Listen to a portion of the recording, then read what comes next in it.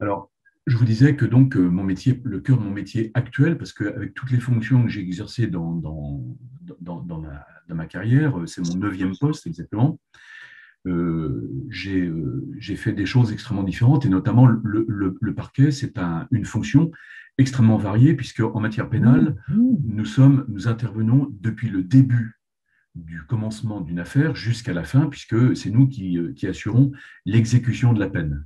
Hein, il y a la direction de l'enquête quand c'est en flagrant délit ou en enquête préliminaire. Après, on suit une instruction s'il y en a une.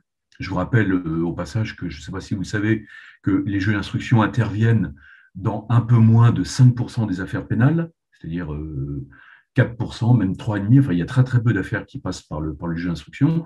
Tout le reste, tout le reste du pénal sont des poursuites faites par le parquet, voire par les parties civiles, lorsqu'ils font des citations directes comme en matière de presse. Mais ça, c'est quelque chose de plus rare. Mais en tout cas, les juges d'instruction interviennent évidemment systématiquement en matière criminelle et pour des affaires complexes comme des trafics de drogue, des affaires économiques et financières compliquées, etc.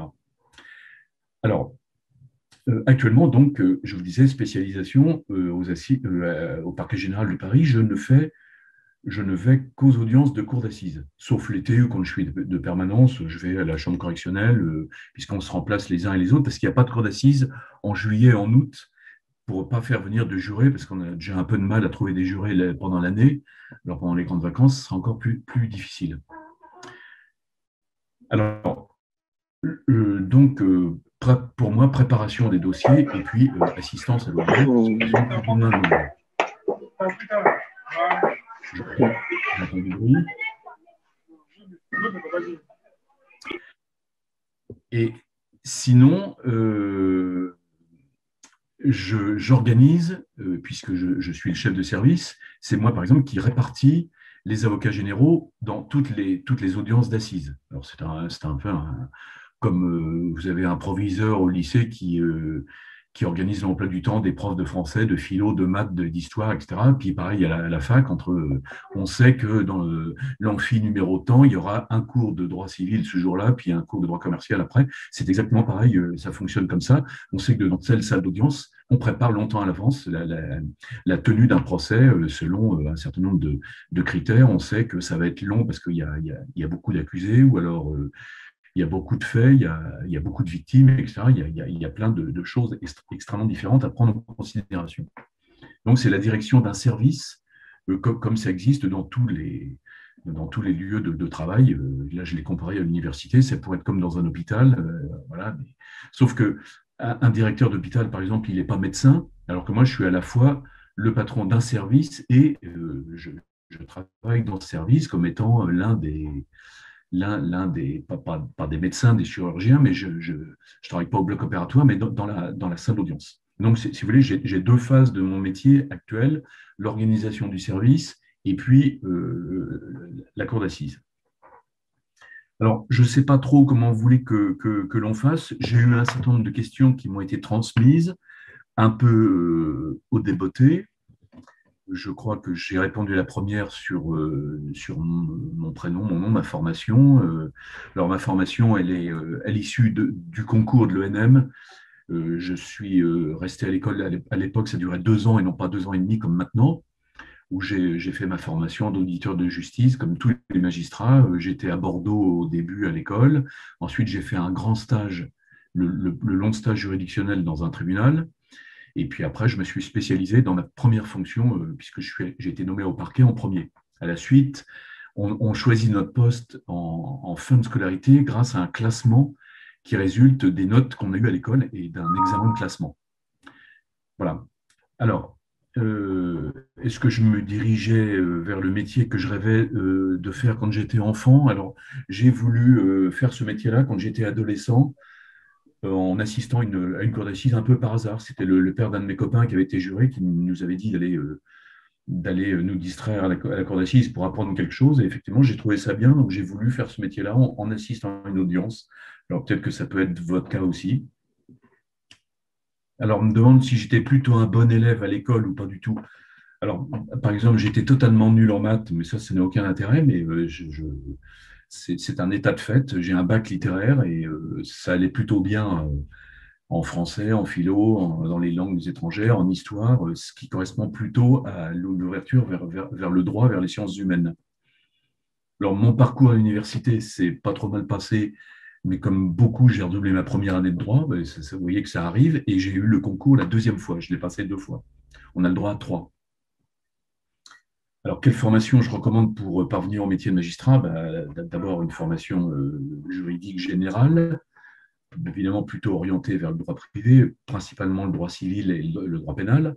Il y a des épreuves, vous connaissez peut-être le programme du concours est quand même très très chargé, très lourd. Le concours est difficile. Alors il faut impérativement achever sa formation universitaire parce qu'on le passe haut, tous les étudiants le passent deux. Et le meilleur est de faire vraiment une préparation au concours. Hein, il y a plusieurs préparations. Il y a les préparations dans les universités, il y a des préparations privées, et puis il y a celle notamment de Sciences Po qui est connue pour avoir un certain nombre d'étudiants qui réussissent le concours grâce à cette préparation. Alors, on me demande de décrire une journée type. Alors, ça dépend si c'est une journée d'audience. La journée d'audience, c'est facile à savoir. Il suffit que j'aille dans la salle d'audience, le président ouvre la séance, et puis ensuite, il se passe ce que vous savez si vous avez déjà assisté à une audience. Et ce que je vous recommande chaudement, d'ailleurs, c'est d'assister à une audience. C'est très intéressant de voir comment, comment on présente les faits en matière pénale, quelle est l'argumentation du ministère public, de l'accusation, l'argument de la défense, la façon dont le président pose les questions, puis vous aurez plein de personnalités différentes. Vous avez autant de personnalités de président qu'il y a de présidents, des avocats qui font beaucoup d'effets de manche, qui sont des grands orateurs, des avocats qui ont une défense plus sobre, plus simple, mais tout existe et tout est possible, puisque chacun a la liberté de présenter sa défense comme il l'entend. Ensuite, une journée type pour quand je suis au bureau, bah, comme tout le monde dans un bureau, je réponds au téléphone, je lis un nombre considérable de mails auxquels il faut répondre. Enfin, là, j'ai pas besoin de vous dire ça parce que c'est la même chose pour tout le monde. Et puis, j'ai quelquefois des gros dossiers dans lesquels je suis obligé quasiment de m'isoler pour pas qu'on me dérange parce que c'est des dossiers dans lesquels j'ai besoin d'avoir une grande concentration. J'ai eu des dossiers de longue haleine. Comme, par exemple, en 2019, c'était moi l'avocat général, enfin l'un des deux, puisqu'on était deux, dans l'affaire Mera. Hein, c'est une affaire que vous connaissez tous, c'est une affaire terrorisme à la suite des attentats qui avaient eu lieu à Toulouse en mars 2012. Et là, c'était un dossier très, très volumineux. Il a fallu que je travaille beaucoup et que je puisse trouver des moments d'isolement pour étudier un dossier qui était très, très conséquent, puisqu'il y avait 118 tomes de procédure. Donc, il faut tout regarder et essayer que rien n'échappe. Alors, je continue les questions qui sont un peu au débeauté, parce qu'elles ont été mises sans doute les unes après les autres, sans qu'il y ait de lien.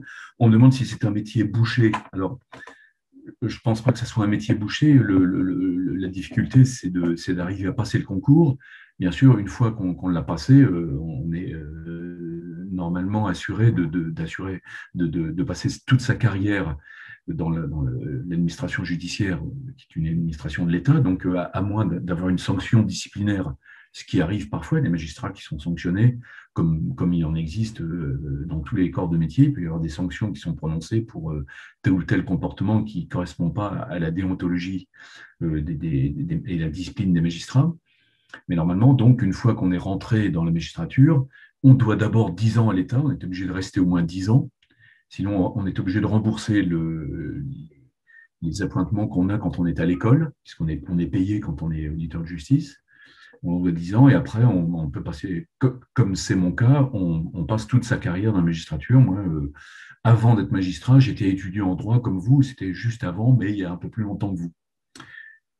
Et sinon, une fois qu'on est, on fait une carrière. Alors, ce qui est important chez nous, c'est notamment, il y a un critère qui est important pour la carrière, c'est ce qu'on appelle la mobilité. C'est-à-dire que moi, par exemple, c'est la première fois que je suis en poste à Paris. Il y a 6 ans que je suis là. J'ai fait la moitié de ma carrière en province, dans plusieurs régions différentes. Et puis après, en Île-de-France, j'ai été à Versailles et à Évry. Vous voyez, donc c'est pas très loin, mais sinon j'ai été dans d'autres des villes de province. C'est bien parce qu'on découvre des lieux géographiques qu'on ne connaît pas et il y a une sociologie différente. On change quasiment de métier à chaque fois que, même s'il y a un fond commun, bien sûr. Le code pénal et le code de procédure pénale sont les deux coussins sur lesquels, enfin, je ne peux pas dire que je m'assois parce que je m'en sers, donc c'est mes deux accoudoirs. Je m'en sers depuis le début de ma carrière. C'est le même code pénal partout et le même code de procédure pénale partout. Donc, vous voyez, mes fonctions ont été extrêmement variées d'un endroit à l'autre selon le département dans lequel j'étais, dans la ville dans laquelle j'étais, le type de délinquance dans lequel j'étais. Voilà, c'est comme ça que l'on peut voir la richesse de notre métier. Alors, le fait que l'on pourrait dire qu'il est bouché, il est difficile d'accès comme un certain nombre de concours qui existent dans la fonction publique. Il y a le concours commissaire de police, par exemple, qui est difficile parce qu'il y a très peu de postes.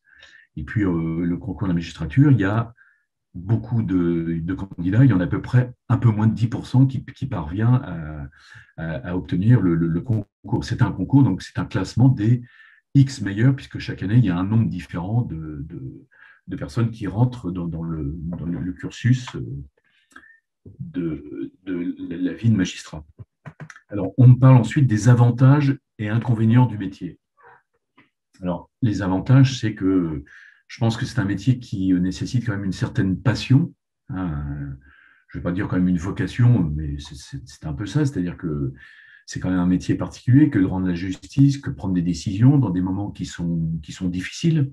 Hein, j'ai vécu des moments très difficiles dans ma vie. J'ai affronté des situations difficiles. Vous avez annoncer la mort d'un enfant à ses parents, vous avez aller sur les lieux d'une catastrophe, comme ça m'est déjà une catastrophe ferroviaire, comme ça m'est déjà arrivé, voir des scènes de crime, et puis aussi, là actuellement, la cour d'assises, il y a beaucoup d'émotions aux audiences quand on voit les gens qui viennent lorsqu'ils ont perdu quelqu'un de leur famille. Il y a tout un endroit, c'est un haut lieu un haut lieu d'émotion. Vous voyez, j'ai jamais été juge des enfants, mais vous imaginez un juge des enfants qui prend une décision de placement, d'enlever un petit enfant et le placer dans une institution ou une famille et qu'il le retire à ses parents. Vous voyez, il y a des situations qui humainement sont très, très difficiles. Alors, je ne peux pas dire que ça soit un inconvénient, c'est le métier. Donc, et puis on arrive à faire face aussi. Je ne fais pas de cauchemar la nuit parce que je ne vois que des affaires criminelles. Je pense à autre chose. Vous savez, j'ai des loisirs, une famille, j'aime bien voyager, lire, etc. Donc, par exemple, je lis très peu de romans policiers. Parce que comme j'en lis toute la journée pour le travail, en fait, il y a un de mes collègues qui définit notre métier d'avocat général à la cour d'assises en disant qu'on lit des polars et on fait du théâtre. Donc, c'est un peu ça. Mais c'est toujours un peu le même style de pièce, mais voilà, c'est un rôle que l'on joue. Mais bien sûr que la différence, c'est que c'est pas un rôle dramatique, c'est un rôle réel. Alors, des inconvénients, il y en a certainement toujours. Il y a le fait que notre justice manque quand même de moyens. Elle est pas très, ça va beaucoup mieux que ça n'a pu être dans le début de ma carrière, mais il y a quand même encore des difficultés. On n'a pas assez de temps, de moyens, de personnel qui nous aide, etc. Il y a le problème de la justice, c'est qu'elle souffre de son manque de moyens. Donc, vous voyez que c'est toujours ce discours. Si vous voulez, je pourrais répondre à quelques questions sur ce sujet après, mais voilà, donc c'est principalement l'inconvénient que je vois de mon métier. Sinon, je ne regrette pas, après toutes les années que j'ai passées dans les différents palais de justice que j'ai fréquentés. Alors, le métier de magistrat est effectivement prenant. Hein, il y a des moments où, comme je vous disais, quand je prépare un gros dossier, quand j'ai une audience qui dure 3-4 semaines, je suis allé jusqu'à 2 mois, c'est mon record de durée d'audience. On est complètement pris là-dedans et donc là, on travaille beaucoup. C'est un domaine dans lequel on ne fait pas 35 heures par semaine. On peut en faire beaucoup, même si on a une certaine liberté à la fois d'horaire, sauf quand on est à l'audience, c'est les horaires de l'audience. Mais sinon, l'organisation, elle est quand même assez libre. Mais sauf quand on a des contraintes. Je ne sais pas, un magistrat du parquet, quand il est de permanence, bah, il est obligé d'être derrière son téléphone et de répondre aux appels des policiers et gendarmes pour les enquêtes. Ensuite, il y a les audiences qui peuvent durer très tard. Il y a des audiences qui sont très tardives le soir. Bon, vous voyez, il y a des moments, et puis il y a plein de week-ends où je travaille. Vous voyez, c'est le week-end dernier, j'ai été obligé de travailler pour pouvoir m'avancer dans un certain nombre de choses concernant le service. Alors, les compétences que je pourrais vous conseiller pour développer plutôt durant vos études. Alors, là, je vois qu'il y a des questions qui apparaissent, mais est-ce que je vais pouvoir. Ah oui, alors je vais avoir, n'est-ce pas, dur de tout connaître dans le sens où un magistrat peut être du travail. Ah ouais, alors sur la spécialisation, je pourrais en parler après, parce qu'on me pose des questions sur le côté. Enfin, je suis pas encore un adepte total de Zoom avec. En étant un peu à la ferme et au moulin, mais je peux répondre aux questions. Alors, cette question, n'est-ce pas dur de tout connaître dans un sens où un magistrat, dans sa carrière, peut traiter du droit pénal, mais le civil, il y en a qui arrivent à se spécialiser, qui se spécialisent comme moi. Moi, je pense que je ne pourrais plus être dans le contentieux civil. J'ai fait du droit civil comme vous tous à la fac, mais je ne suis pas suffisamment comment dire, compétent pour pouvoir, sauf peut-être que je pourrais faire encore du droit de la famille, parce que je pourrais actualiser mes connaissances, mais il y a certains contentieux qui sont très très compliqués dans lesquels je ne pourrais pas. Mais c'est un bienfait parce qu'il y a certains civilistes, par exemple, qui auraient horreur, comme moi, d'aller requérir aux assises. Vous voyez, le monde est bien fait parce qu'il y en a pour tout le monde. Alors, les qualités que l'on peut, que l'on demande à un magistrat, vous regardez, le concours porte notamment sur. Alors, il y a une matière qui est pas vraiment une matière, mais qui est un domaine très vaste, c'est ce qu'on appelle la culture générale. La culture générale, c'est l'acquisition de connaissances, les observations que l'on fait pendant toute sa vie avant de pouvoir être magistrat. C'est-à-dire, vous lisez, vous appréciez des choses, vous avez des connaissances sur les pays dans lesquels vous pouvez aller, sur la culture qui peut exister dans notre pays ou dans d'autres pays, la différence entre les cultures, la complémentarité des cultures, etc. etc. Et c'est connaître un monde, puisque la vie judiciaire, c'est un monde de variété. Vous avez plein de situations variées. Alors, on peut comprendre, moi j'ai eu par exemple des affaires, je prends un exemple presque au hasard, une affaire criminelle avec des gens qui venaient des Indes, qui étaient des Tamouls. Donc, c'est des gens qui ont une vie très, très différente, même s'il y a des communautés tamoules en France, en région parisienne notamment. Il faut connaître un peu leur. Alors, on n'est pas obligé de faire une thèse de sociologie et de géographie sur l'Inde et les mouvements qui existent là, mais il y a par exemple, il y a des endroits, il y a des personnes qui ont connu des situations d'extrême violence. Quand ils arrivent en France, ils sont certainement un peu perturbés sur le plan psychologique, psychiatrique, etc., qu'on retrouve facilement dans des affaires criminelles. Vous imaginez quelqu'un, par exemple, qui a vécu en Afghanistan, dans une ville où il y a des bombes qui sont tombées sur lui, sa famille, pendant un certain nombre de semaines. Il y a des moments où ce n'est pas négligeable de savoir un peu ce qui s'est passé dans sa vie. Vous voyez, ce qui n'est pas forcément, je ne vais pas dire que c'est une excuse, mais c'est une explication indispensable à connaître. Vous voyez, c'est connaître son entourage. Alors déjà, un étudiant qui passe le concours de la magistrature, on va d'abord, on exige que ce soit un très bon juriste, hein, qui connaisse bien le programme qui lui est imposé, pour pouvoir le sélectionner par rapport, on prend normalement, le concours, c'est normalement pour sélectionner quelqu'un qui est meilleur qu'un autre, hein. Il y a un nombre de places X, il y a 200 places, par exemple, ben, le 201e, il ne sera pas reçu parce qu'il a été 201e et pas 200e. Vous voyez. Alors, les compétences sont évidemment des compétences juridiques et des compétences de relations humaines, de compréhension humaine. Hein, il y a une certaine bienveillance à avoir, de compréhension, mais en même temps, on doit allier la compétence, la compréhension et la fermeté.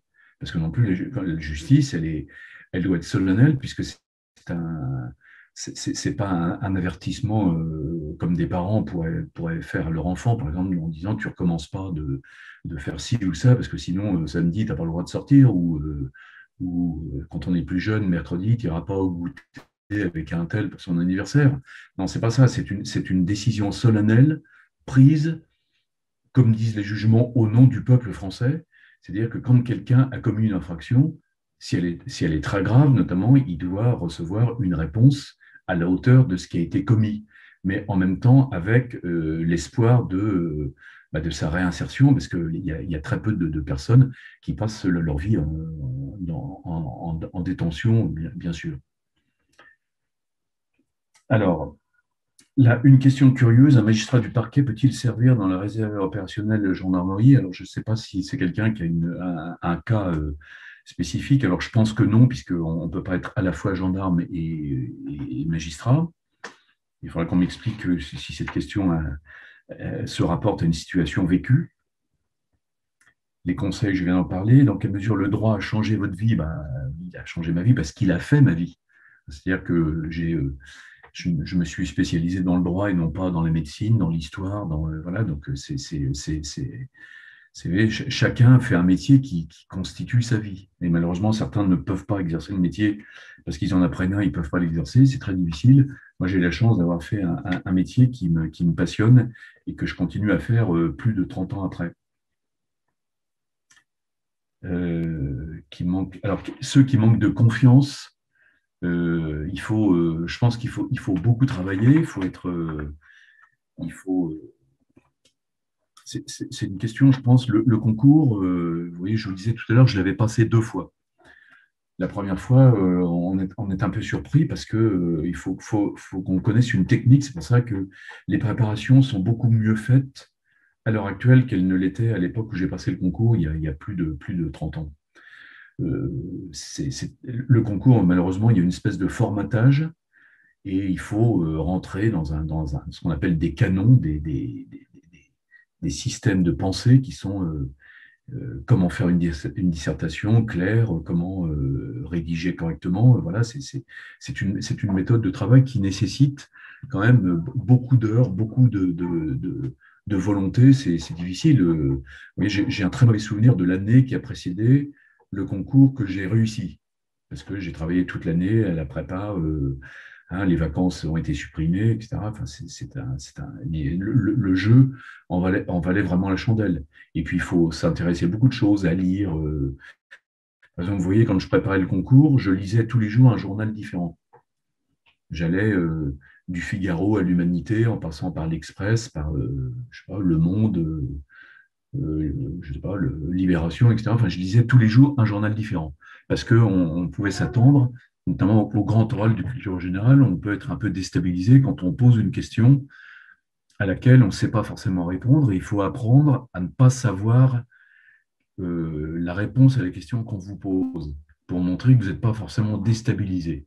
Hein, vous voyez, c'est aussi une habitude de maîtrise de psychologie. Il ne faut pas s'énerver, il faut pas, si vous voulez, quand vous assistez à une audience, si on fond en larmes à tout moment, ou si on se fâche après alors quelquefois, on peut hausser un peu le ton pour surmontrer l'autorité, mais on ne doit pas non plus pousser des cris et des hurlements. On n'est pas on n'est pas dans un match de boxe ou un sport violent. Vous voyez, donc il y a plein de qualités humaines, notamment à avoir pour exercer cette fonction-là. Voilà, je crois que j'ai fait. Alors, mes voeux pour la jeunesse d'aujourd'hui, mes voeux, c'est que vous réussissiez tous, puisque c'est un caractère professionnel, c'est d'être heureux dans sa vie. Et je pense qu'on ne peut l'être quand on exerce un métier qui nous intéresse, parce que bien sûr, le travail, ça vous occupe tous les jours, sauf les moments les moments de détente, le week-end et les vacances. Mais sinon, c'est vrai que c'est un nombre. Hein, je ne peux pas me risquer à calculer le nombre d'heures de travail que j'ai exécuté depuis le début de ma carrière, parce que voilà, je pourrais savoir, par exemple, combien de jours, combien de dossiers d'assises j'ai eu, par exemple, mais bon, j'ai pas compté, mais je pourrais le faire. Mais voilà, donc je pense que pour vous, c'est la réussite par le travail, et puis, et surtout que vous ayez un travail après, malheureusement, quelquefois, on fait de longues études et puis on ne parvient pas à obtenir la place que l'on veut. Ça, il y a des secteurs dans lesquels c'est très, très difficile. Et bon, je le sais bien, même pour les juristes, quand on veut entrer dans le secteur privé, par exemple, ça peut être très difficile. Voilà. Donc, je suis prêt à répondre à certaines questions. Je vous remercie. J'ai déjà une première question d'une personne qui vous demande si vous lui conseillez de faire un master puis le concours à travers Sciences Po ou plutôt d'intégrer Sciences Po directement en master. Après, c'est pas orienté sur votre métier, mais selon vous. Alors, personnellement, moi, je n'ai pas fait sciences. J'ai un exemple que je connais bien, c'est que celui d'un de mes fils qui, lui, a fait Sciences Po, la prépa et le concours à la magistrature. Il a fait une très bonne préparation. Euh, c'est difficile pour moi de vous donner un conseil. Je sais que la préparation, notamment ce que vous manquez pas de faire, ce qui est très disponible grâce à Internet, qui n'existait pas quand j'étais étudiant, c'est de connaître les statistiques de réussite de tel ou tel. C'est Paris 2 Assas qui a le plus grand nombre de réussites. Ensuite, Paris 1, puis après, il y a Bordeaux, etc. Bon, et puis, c'est vrai que le Master 2 de Sciences Po, et puis ensuite, ce qu'on appelle l'école de droit et la préparation au concours, ce qu'on appelle le CJJ, la carrière juridique et judiciaire, est celui qui obtient le plus de réussites au concours. Donc, ça doit vouloir dire que c'est une bonne voie. Mais effectivement, quand on me demandait un master, alors est-ce que c'est master 1 et 2? Je pense qu'effectivement, que l'on obtient en étant diplômé d'un master 2, bien sûr. Même s'il y en a un certain nombre qui ont le master 1, qui réussissent le concours avec le master 1. D'accord. Alors, il y a une question à laquelle je peux répondre au passage d'un certain Guillaume qui me dit j'aimerais savoir qu'est-ce qui vous plaît le plus dans votre métier. Alors, bien sûr, puisque mon métier est un métier de conviction, c'est évidemment de convaincre, hein, puisque je fais un peu le même métier qu'un avocat, puisqu'à l'audience, je suis chargé de convaincre la cour et le jury de ma position, hein, qui n'est pas une opinion, c'est un point de vue qui est celui de l'accusation. Donc, évidemment, ce qui me plaît le plus, c'est de convaincre, et ce qui me déplaît le plus, c'est évidemment de perdre. Mais il faut aussi que quand je perds, c'est une façon de dire, je relativise, mais quand j'ai déjà, par exemple, assisté à l'acquittement de certains accusés contre lesquels j'avais demandé une peine, eh bien, c'est une défaite, mais je ne dois pas non en personnel, hein, je dois avoir par rapport aux affaires que j'ai traitées. Hein, moi, la différence entre un avocat et moi, c'est que moi, je n'ai pas de client. J'ai pas de récompense, je ne suis pas payé au crâne, comme par exemple on peut me dire. Hein, j'aurais pas une prime, plus les années de prison seront importantes. Donc pour moi, c'est une réussite parce que c'est le couronnement d'un travail et le couronnement d'une conviction. Je suis satisfait d'avoir transmis ma conviction. Alors, on me demande si on peut tenter l'ENM avec un master public. Alors, ça sera plus difficile parce qu'il y a une très grande partie des matières de droit privé, que ce soit le droit commercial, le droit privé, le droit civil, qui a une énorme partie du concours. C'était déjà le cas à l'époque où je l'ai passé. Le droit civil, c'est un très très gros morceau, donc il faut être un bon civiliste. D'accord. Merci beaucoup. Je pense que les personnes ne savent pas qu'ils peuvent d'ores et déjà poser leurs questions dans le chat. Et ensuite, je vous les transmets, enfin, je vous les lis. Donc, voilà. Et posez vos questions en public, s'il vous plaît, à tout le monde pour qu'on puisse nous les voir et les poser à l'intervenant, s'il vous plaît. Alors, une question. Est-il mieux de consacrer une année à la préparation du concours ou est-ce faisable de le préparer en parallèle d'un Master 2? Alors, ça, je vous dirais, les deux sont possibles. Moi, j'ai eu la chance de pouvoir faire un Master 2 et la préparation en même temps. Chacun voit où il en est, quel est l'état d'avancement de ses connaissances juridiques, est-ce qu'il a acquis, parce que plus on sait tôt qu'on veut être magistrat, je prends mon exemple, puisque j'ai eu envie de devenir magistrat quand j'étais en troisième au collège, plus j'ai orienté toutes les matières que j'ai choisies au fur et à mesure de mes années de droit, je les avais orientées en fonction du concours. Mais quand ça vient tardivement, ce qui peut arriver aussi, il y a des magistrats qui ont voulu être magistrats bien plus tard que moi. L'idée leur est venue, eh bien, à ce moment-là, on peut finalement, il faut rattraper, j'allais dire, les temps perdus. Hein. Alors, je profite de répondre à une question que j'ai vue là. Il y en a un parmi vous d'ailleurs qui m'avait envoyé une demande. Est-ce qu'on peut faire un stage Et là, on me demande si on peut faire un stage au mois de février. C'est toujours possible de faire un stage, c'est-à-dire que pour moi, le stage, il n'est pas très compliqué. Votre présidente le sait, elle en a fait un stage chez moi. Le stage, c'est particulièrement intéressant d'assister à une audience de bout en bout pour voir comment une affaire criminelle est jugée. On la présente jusqu'au verdict. Alors, effectivement, ce n'est pas très compliqué. Vous pouvez assister soit à faire un stage, soit tout simplement assister à une audience, puisque la justice est publique, sauf certains cas lorsque, comment dire, dans certains cas, le public n'est pas admis quand il y a un huis clos ou quand ce sont des mineurs. J'entends peut-être une question, là, non? Oui. Maïssa, ton micro n'est pas activé. Pardon, j'étais en train de parler dans le vent. Alors, on a beaucoup de questions. Permettez-moi 2 petites minutes de retrouver le fil. Pouvons-nous, en ce moment, assister à des audiences ou sommes-nous restreints en raison de la crise sanitaire? C'est une question que beaucoup de gens se posent, même sur les réseaux sociaux. Alors, on peut assister aux audiences. Les audiences sont publiques et souvent, d'ailleurs, elles sont très prisées. Il y a des affaires dans lesquelles il n'y a absolument aucun public. La quasi-totalité des affaires d'assises n'intéressent personne et elles sont publiques. C'est des affaires assez simples, des affaires qui sont graves, tristes, tout ce que vous voulez, mais il y a très peu de monde. Là, bien sûr, c'est le président de la cour d'assises qui a ce qu'on appelle la police de l'audience et qui autorise le public à rentrer. Donc, on est ce qu'on appelle des jauges comme partout.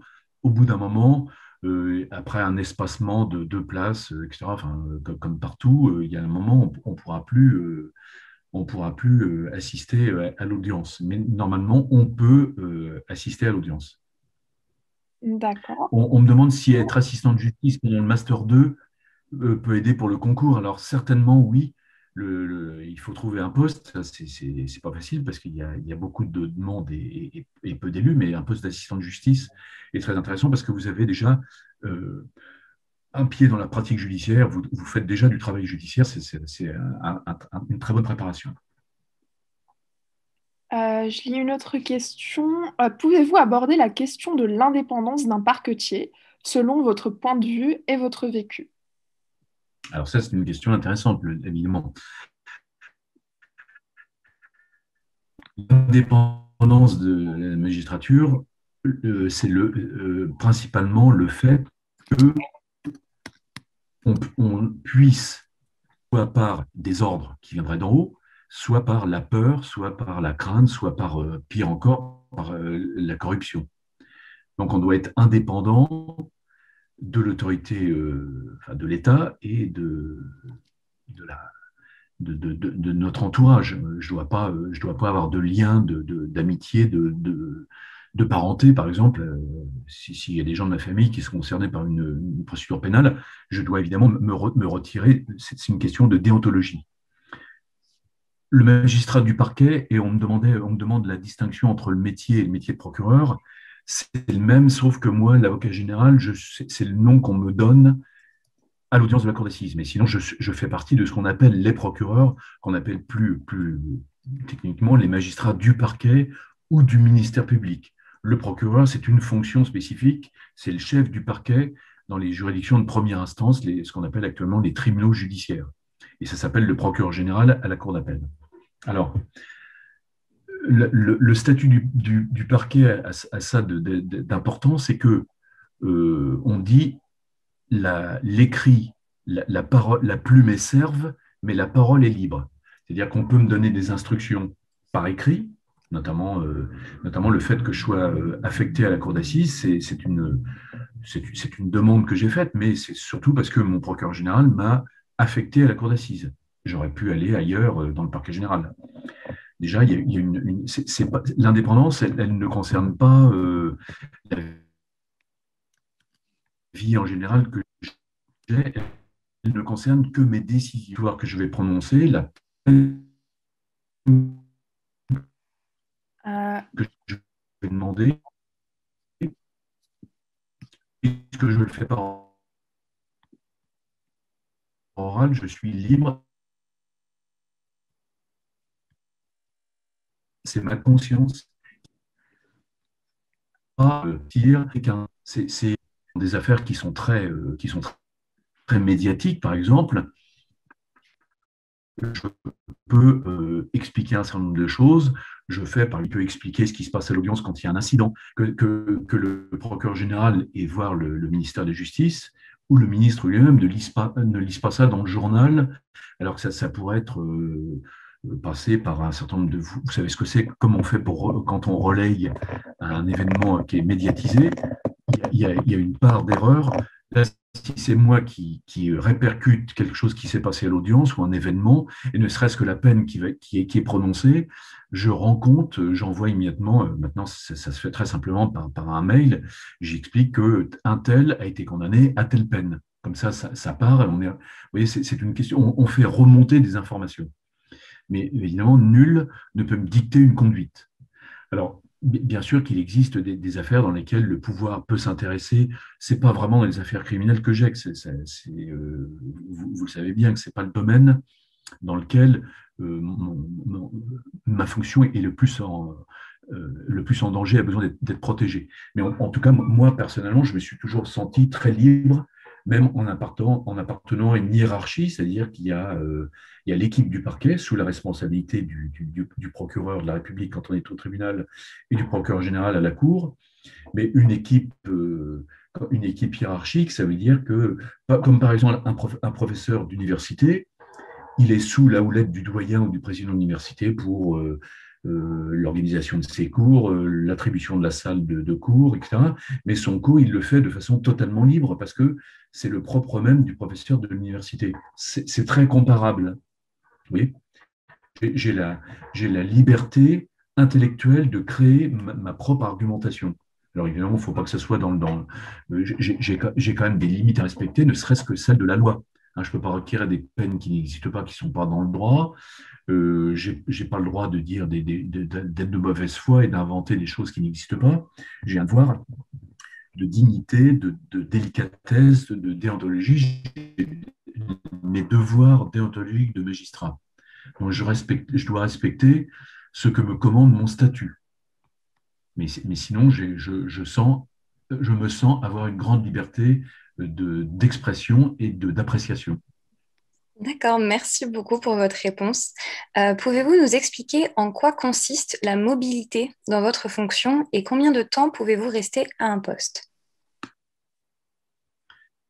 Alors, la mobilité, elle est importante, à mon sens, pour répondre à ce que je disais tout à l'heure, qu'on ait une connaissance finalement assez vaste de la population dans laquelle on travaille.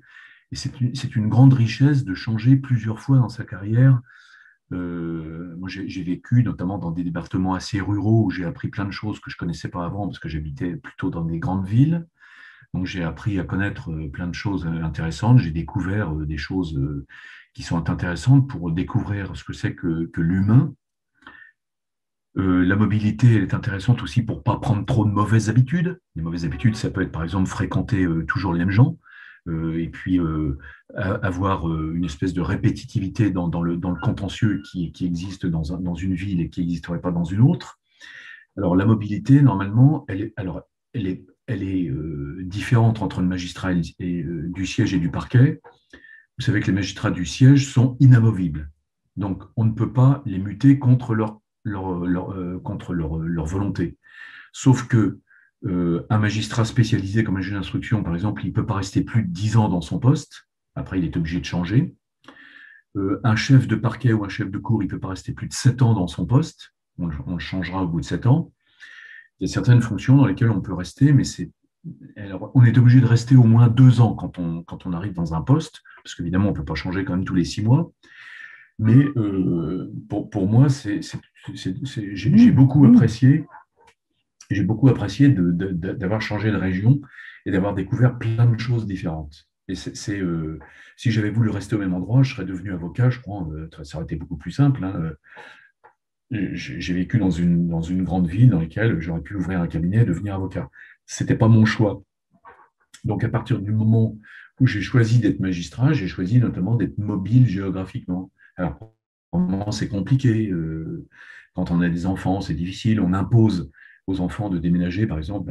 Vous savez comment vous imaginez, si c'est peut-être certains d'entre vous ont eu des parents qui ont été obligés de changer d'endroit, c'est pas très rigolo quand vous avez 14-15 ans de partir, d'arriver dans un lycée nouveau en seconde, en septembre, c'est pas marrant, mais c'est la vie. Je pense que mes enfants n'ont pas l'air de m'en vouloir trop. Merci beaucoup pour votre réponse. Du coup, en restant sur le personnel, comment parvenez-vous à séparer votre métier de votre vie personnelle et à gérer vos émotions? Alors, bon, il y a quelqu'un qui écrit « On ne vous entend plus », donc j'espère que ce n'est plus le cas. C'était tout à l'heure. Alors, gérer ma vie. D'accord. Alors, gérer ma vie familiale, j'espère y arriver, mais évidemment, c'est peut-être pas moi qui suis le meilleur témoin. Je ne pourrais que déposer en ma faveur. J'essaye quand même, vous savez, il y a les gens à qui on reproche, il passe sa vie à bosser, ça veut dire qu'il n'est pas très heureux. Monsieur l'avocat général, on vous entend très mal. Chez lui, bon, c'est un point de vue. On se fait tous les jeux. Ah. Oui. On m'entend plus là? Non, là, on vous entend très mal. On m'entend? Alors, attendez. Alors, je ne sais pas pourquoi on m'entend mal. Ma connexion est normalement correcte. Alors, attendez, on va attendre que ça se rétablisse un peu. Pour que ça soit mieux. Là, je pense que c'est bon. Allez-y. Voilà. Alors, on m'entend mieux. Donc, je disais que j'essayais. Alors, ce n'est pas des efforts, c'est arriver moi-même à équilibrer ma vie entre ma vie familiale, ma vie amicale, ma vie culturelle, etc. J'essaye d'avoir la vie que j'ai la chance d'avoir.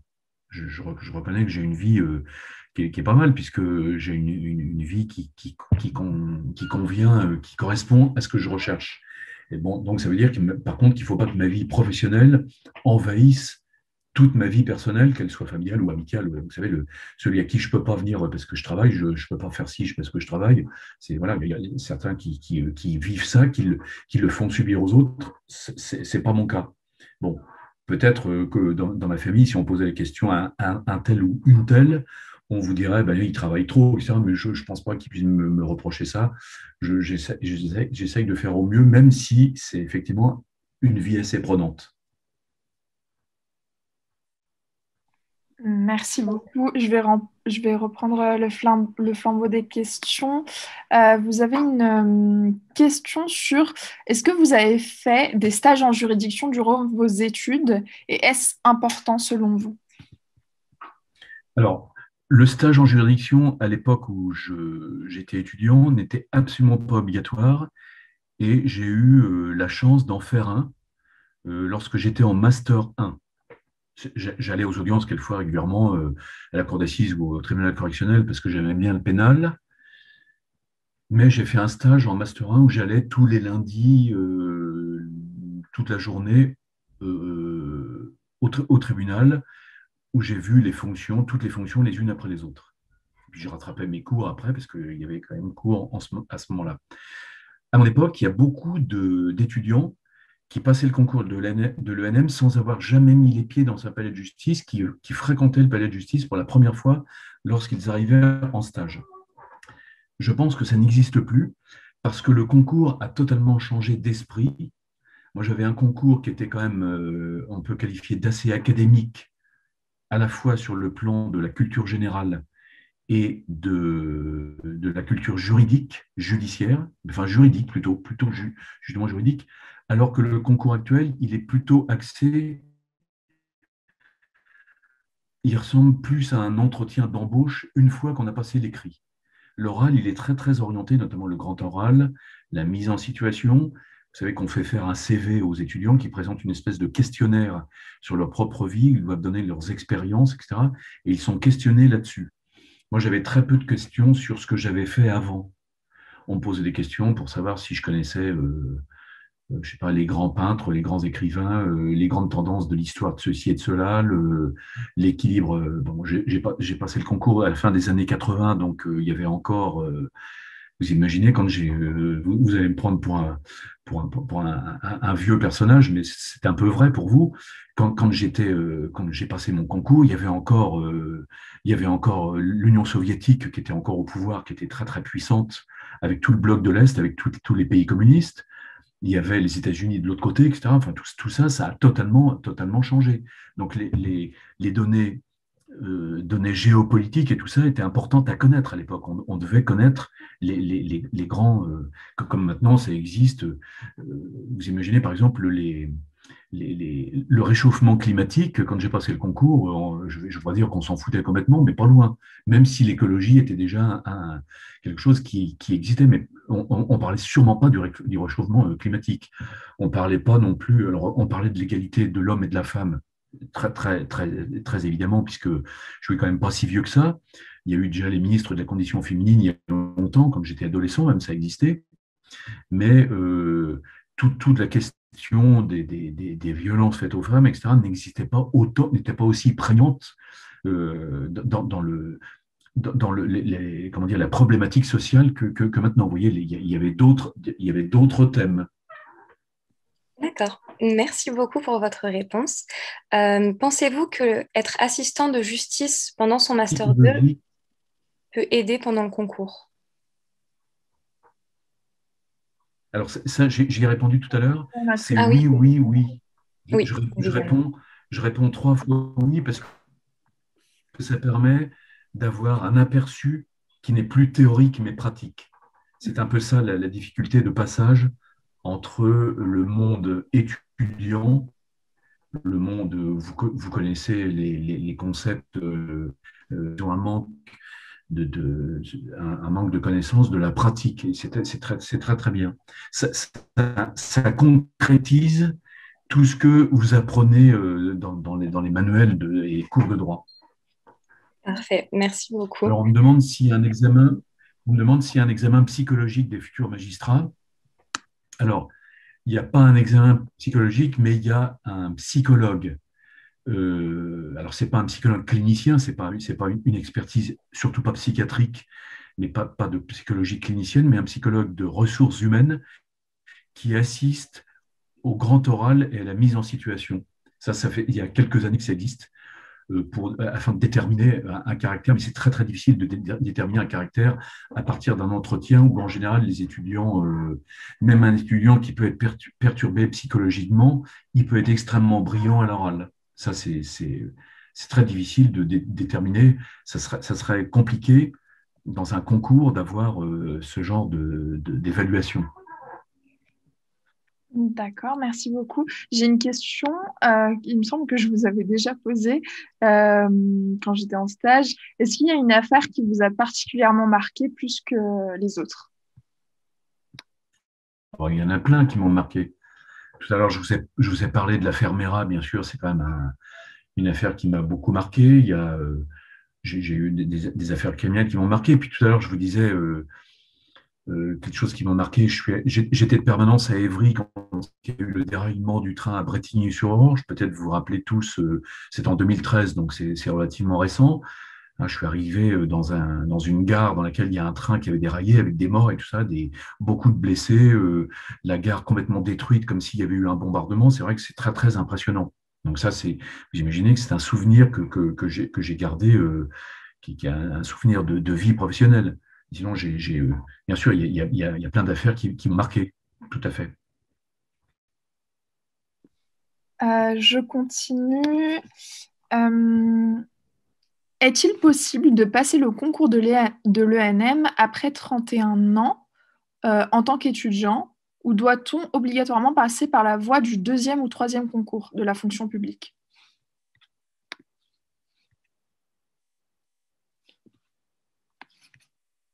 Je crois qu'il y a un bug.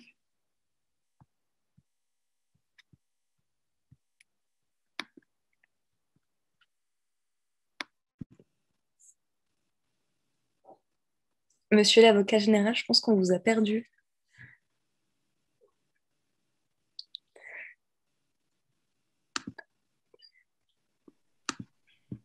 On va attendre un petit peu.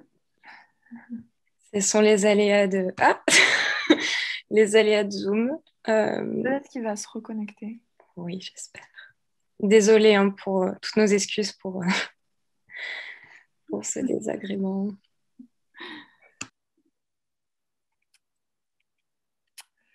Bah, du coup, on espère que vous allez bien.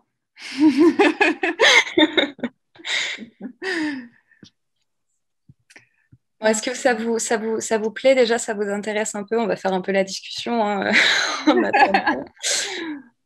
Ça va, ça vous intéresse un peu? Oui, super.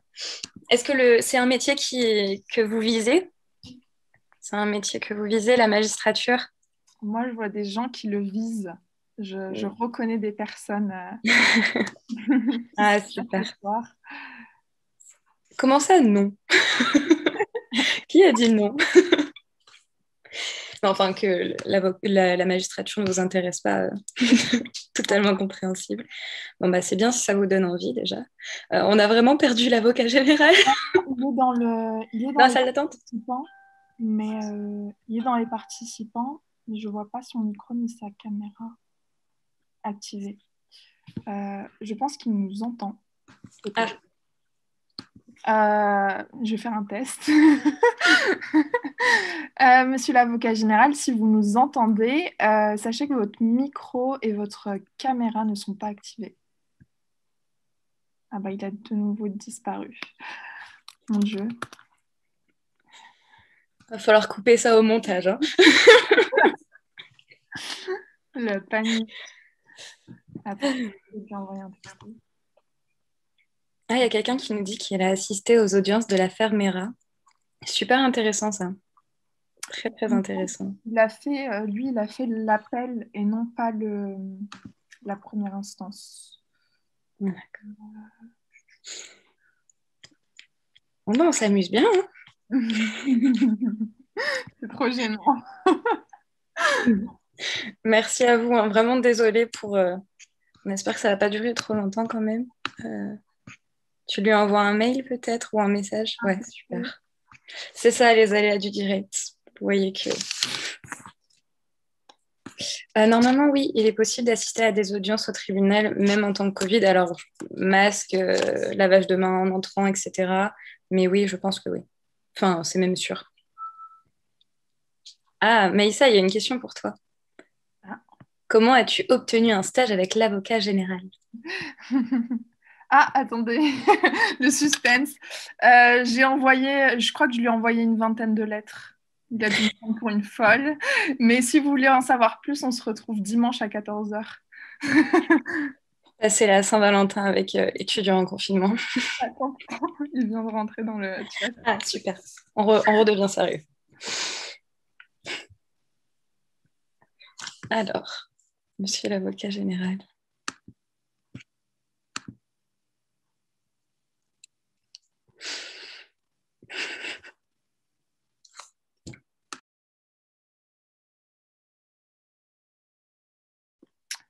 Monsieur l'avocat général, je vous vois dans les participants, mais votre micro et votre caméra n'est pas activée.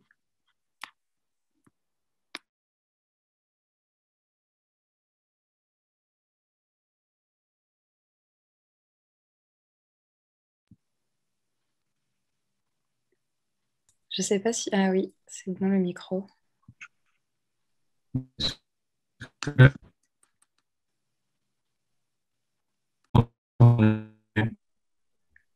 On vous entend un petit peu mal, mais la connexion est rétablie déjà. La connexion est rétablie.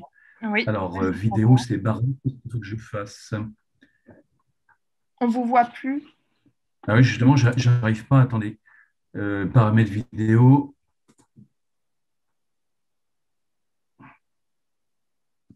Il me semble qu'effectivement, quand il y a trop de vidéos, ça fait bugger la bande passante. Donc, je vais peut-être enlever la mienne.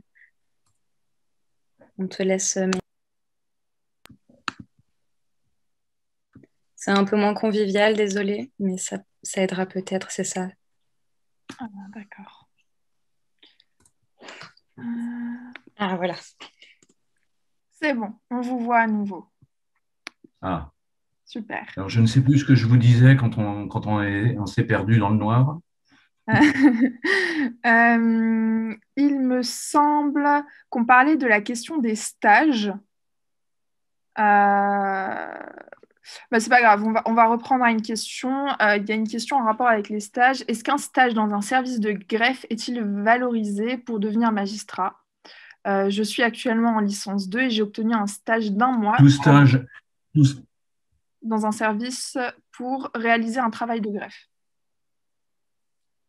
C'est très très bien parce que rares sont les personnes qui connaissent la justice comme ça, qui ont fait des stages, connaissent bien, font de très très bonnes choses. Normalement, quand vous venez, quand vous êtes magistrat, vous avez une fonction d'autorité, notamment le greffe travaille sous votre autorité, non pas sous votre direction, mais votre autorité. Et si vous savez exactement ce qu'ils font, quelles sont leurs difficultés, parce que c'est très très difficile le greffe. Hein. Je vous parlais de moyens tout à l'heure, c'est difficile. Et si vous connaissez bien leur travail, c'est une excellente chose sur un CV de quelqu'un qui ça intéressera beaucoup, parce qu'il y a peu de candidats de l'ENM qui ont fait un stage dans un greffe. Tout à fait conseillé. D'accord, merci beaucoup. Je sais où est-ce qu'on en était.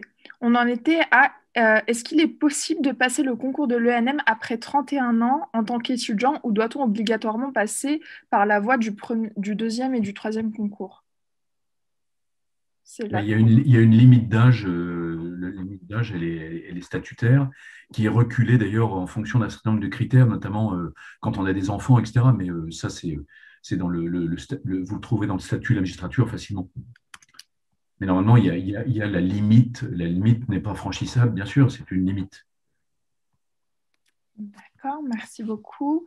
Le master Histoire du droit est-il réellement intéressant pour le concours? Alors, il est intéressant pour donner évidemment de la culture juridique à celui qui possède ce master, mais il est pas suffisant parce que, bien sûr, l'histoire est très importante. Moi, je suis très, très attaché à l'histoire, mais c'est pas suffisant pour pouvoir, évidemment, affronter les exercices de droit, de droit civil, une disserte de droit pénal et réciproquement, c'est bien sûr. Mais l'histoire vous permettra certainement de faire une meilleure dissertation, ne serait-ce qu'une belle introduction avec une allusion historique. Si on rate 3 fois le concours interne, peut-on le repasser avec le concours externe? Ou doit-on, ou bien c'est 3 chances et on s'arrête là? Alors, c'était le cas à mon époque, on pouvait passer que 3 fois. Là, maintenant, vous pouvez donc passer d'abord l'externe. Votre question, c'est le contraire. L'externe quand on est étudiant et ensuite l'interne. Mais pour passer le concours interne, il faut avoir été fonctionnaire. Le concours interne, c'est pour la fonction publique. Mais on peut passer le 3e concours quand on a exercé des fonctions à caractère juridique, qui est lui le 3e concours. Donc, c'est aussi 3 fois.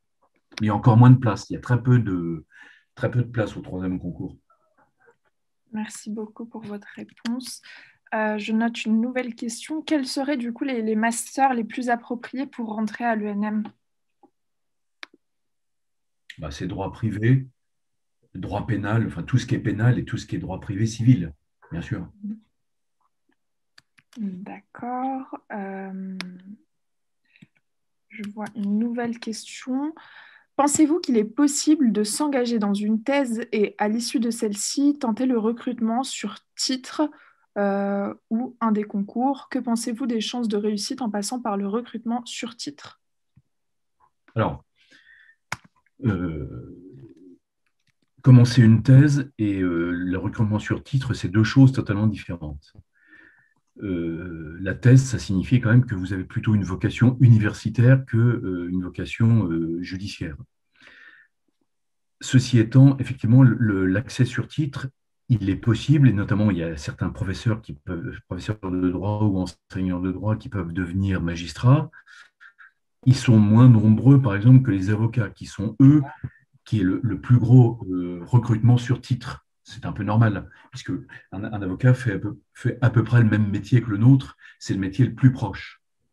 Il y a d'autres personnes qui veulent devenir magistrats, il y a des policiers, des gendarmes, je sais pas, des personnes qui ont quand même évidemment une carrière à caractère juridique, mais c'est sûr que ce sont les avocats qui... Alors, recrutement sur titre, ça veut dire qu'on rentre non pas par le concours, mais sur un dossier, etc., un CV, une motivation, et on peut aller directement à l'école sans passer par le concours ou rentrer directement en magistrature sans passer par l'ENM. Mais il faut évidemment, il y a des conditions d'années d'exercice dans le métier qui permettent d'accéder sur titre. Alors, ça n'a pas tellement de relation avec la thèse. Même si, alors vous avez aussi des grands professeurs de droit, professeurs agrégés de droit, qui rentrent directement à la Cour de cassation, mais ça, il y a très peu de cas de figure. D'accord. Merci beaucoup. Je lis une autre question. Vu que vous insistez sur l'aspect culture générale, il y a quelqu'un qui vous demande comment augmenter sa culture générale. Quel type de livre faut-il lire? Alors ça, c'est évidemment une question assez difficile, puisque la culture générale, c'est, j'allais dire, tout. Il faut être curieux de tout, mais vous n'êtes pas obligé de tout savoir. Parce que quelqu'un qui connaîtrait des listes de tout, je sais pas, qui connaîtrait par cœur la population de toutes les villes d'Amérique du Sud supérieures à 3000 habitants, c'est bien comme exercice de mémoire, mais ce n'est pas extrêmement utile. Si vous voulez, la culture générale, c'est la faculté d'appréhender un très grand nombre de choses, de montrer son ouverture au monde.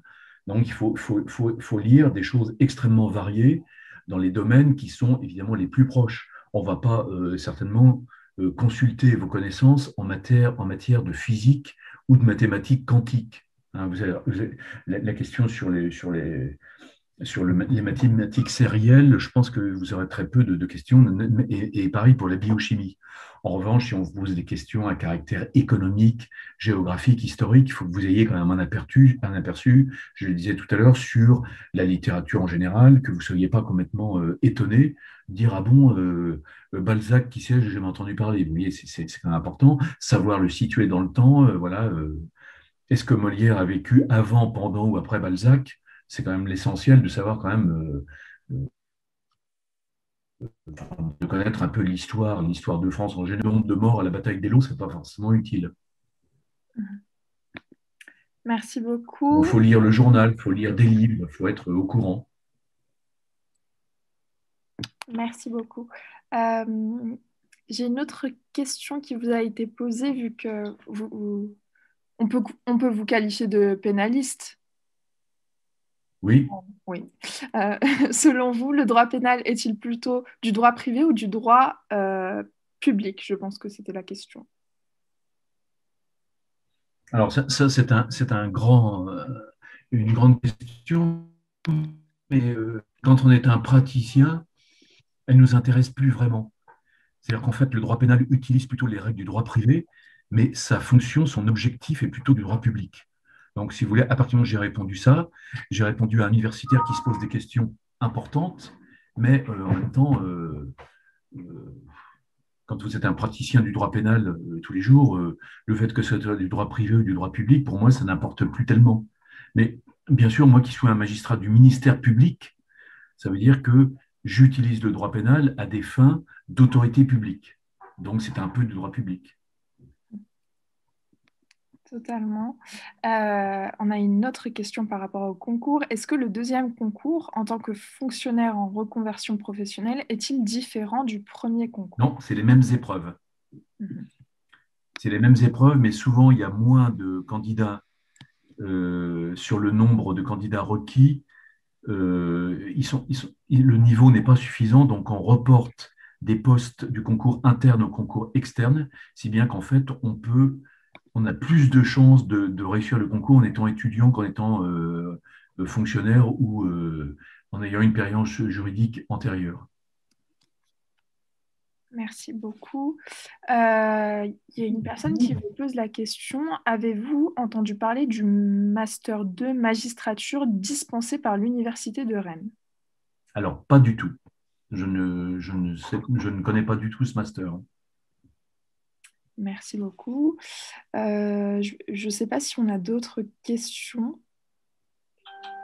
Je vais attendre quelques petites secondes. Alors, on pardonnera évidemment toutes les questions auxquelles j'ai peut-être pas pu répondre au fur et à mesure, parce que vous êtes quand même nombreux. Je ne sais pas combien il y a de connexions. Là, j'avais vu 114 tout à l'heure. Oui, on était à une centaine tout à l'heure. Après, avec la coupure, c'est redescendu. Alors, attendez, on a une nouvelle question. Avez-vous un plan B à côté de votre magistrat? On était obligé d'avoir un plan B. J'avais pensé à la pénitentiaire, à la police, mais vraiment, c'est un tort, mais faut penser à un plan B.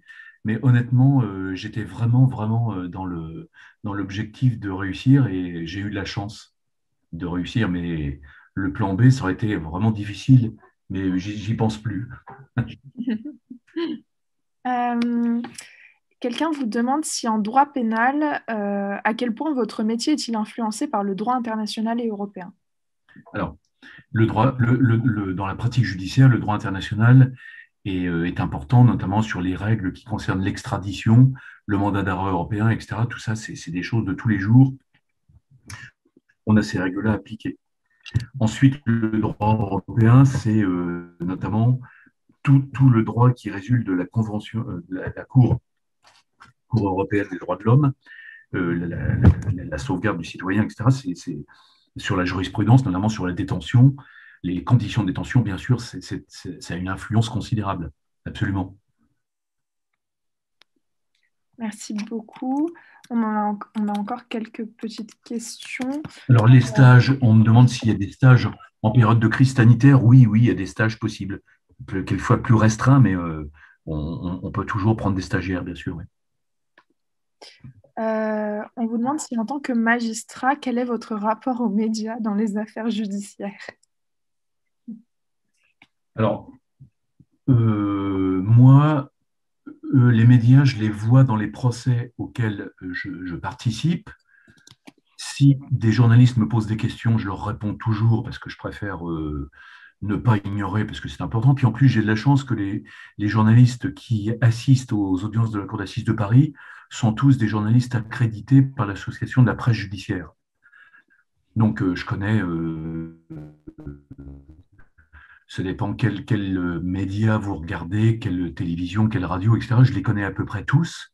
Ça me permet en général, ils connaissent les choses et les relations qu'on a avec eux sont agréables. C'est dans d'autres fonctions, quand les faits divers, par exemple, il y a des médicaments pas forcément très faciles.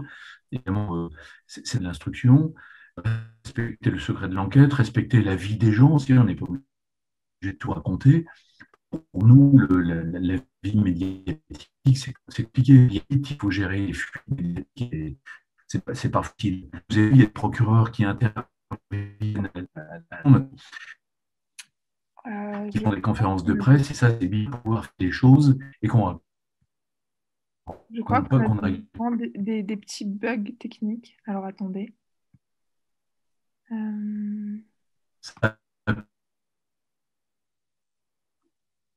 Parce que ça coupe un petit peu.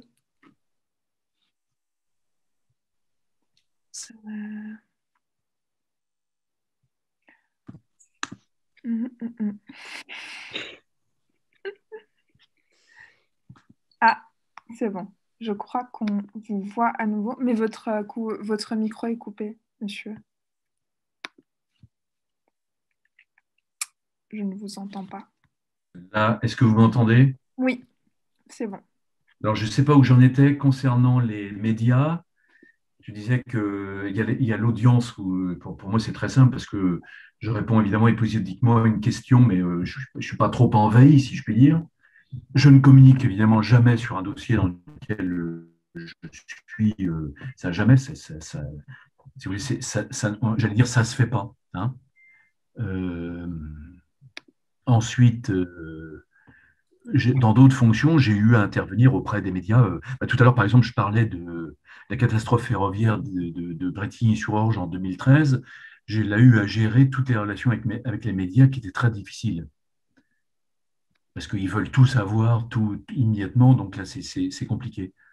J'ai vu que quelqu'un m'a posé une question au vol que j'ai vue là sur l'indépendance du parquet. Alors, je crois que j'en ai parlé tout à l'heure, Oui. sur l'indépendance du parquet, j'en ai parlé tout à l'heure.